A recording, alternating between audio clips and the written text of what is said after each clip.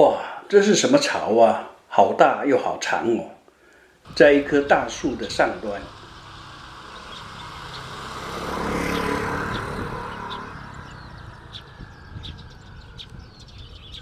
这种巢我从来没有见过，于是我就等鸟回来。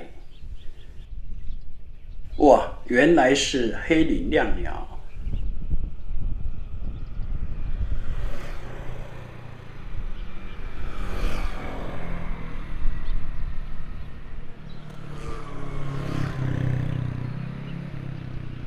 这巢以目测约有黑领亮鸟的4到5倍长。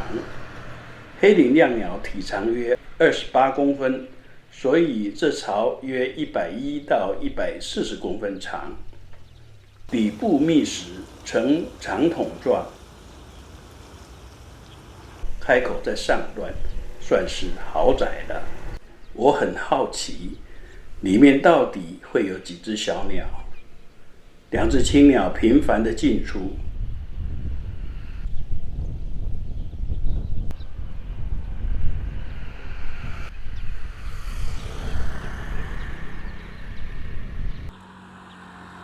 有时候也会有别的黑领亮鸟来到这棵树上，青鸟自然会把它赶走。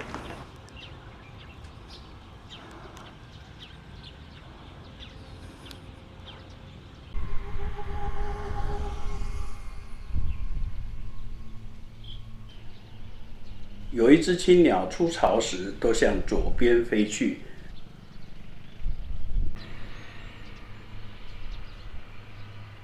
另一只都向右边飞去，这应该是惯性。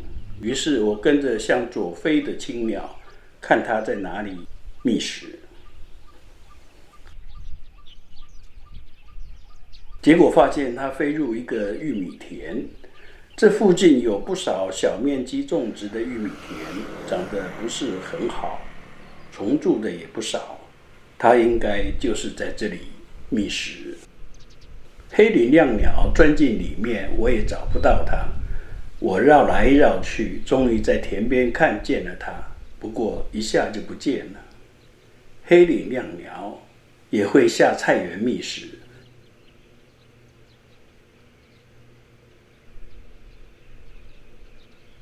我几次看它带回巢的虫是蚯蚓。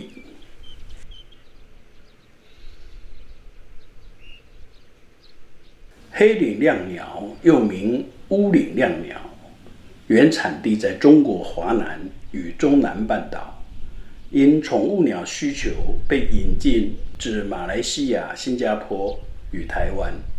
主要是黑领亮鸟比其他的亮鸟善于学习说话。在台湾野外最早的记录是1974年。1998年开始有稳定繁殖的状况，目前已广泛分布，仅花东与恒春为零星分布。2008年度曾在台北进行小规模的诱捕移除，但未能根除。黑领亮鸟在金门、马祖则是自然的分布。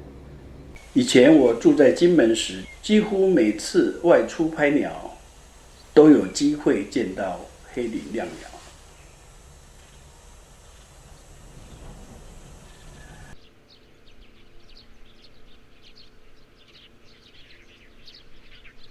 雏鸟露面了。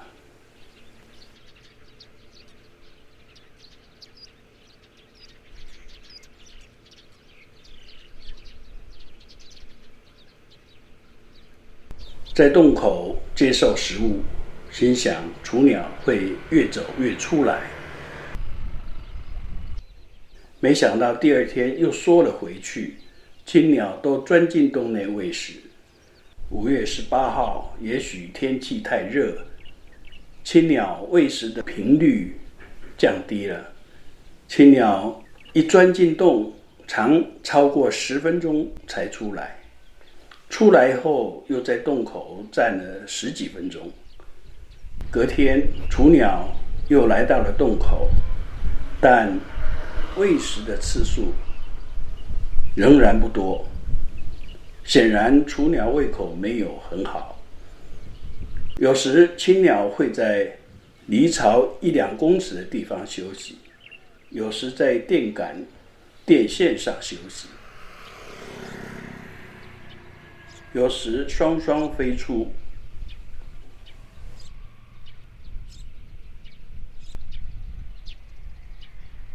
天空暗下来了，乌云密布，下起了大雨。雨中青鸟并未回巢，雨停后才回巢。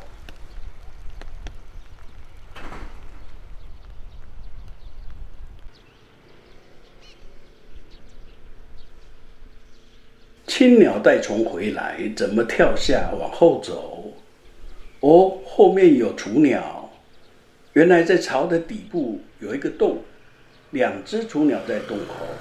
这个洞是后来才出现的，不知是青鸟还是雏鸟的杰作。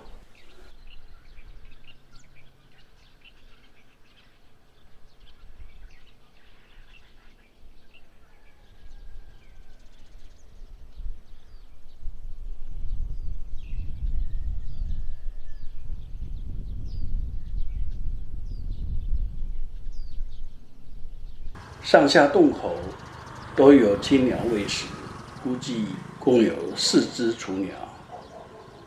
下面这2只雏鸟都会自行向外大便，避免污染巢底。有一只还在洞口3次，快要离巢了。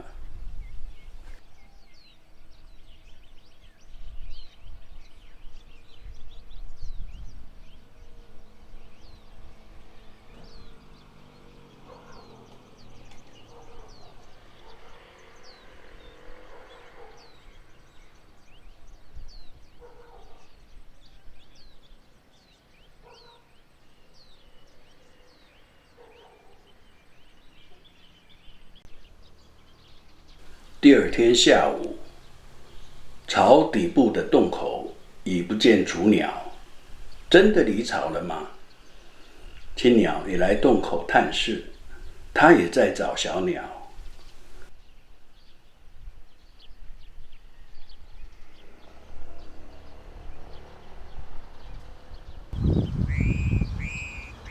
青鸟在呼叫小鸟，并到处寻找。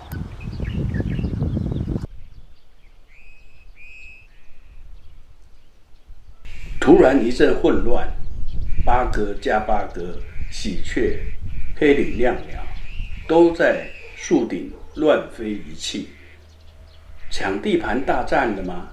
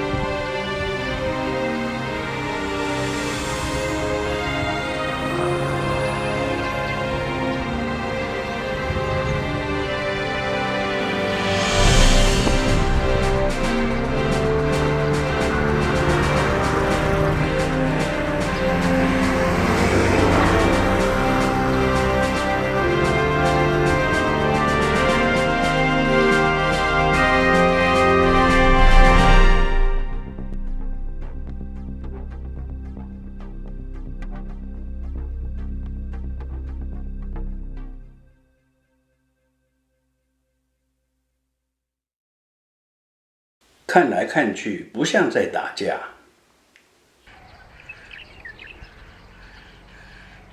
哇，有蛇！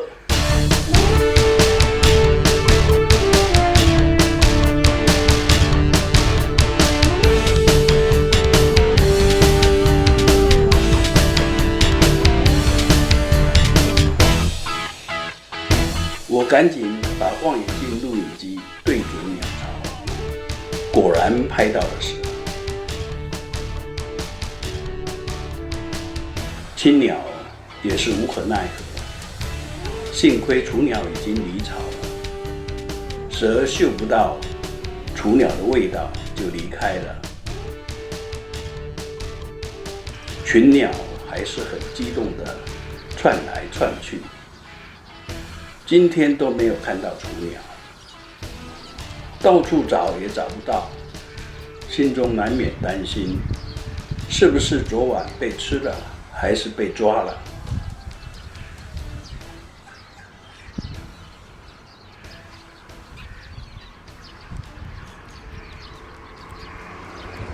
第二天一早我就赶来了。5月22号早上一早。这里很安静，没有看到有小鸟的踪迹。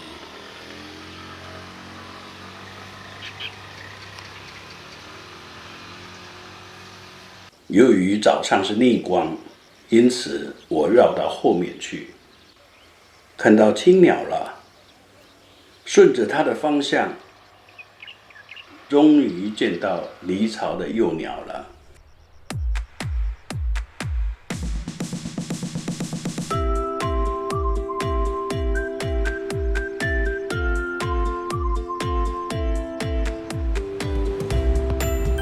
这里有2只，我也看到青鸟觅食回来飞入巢树，所以大树里面还有幼鸟。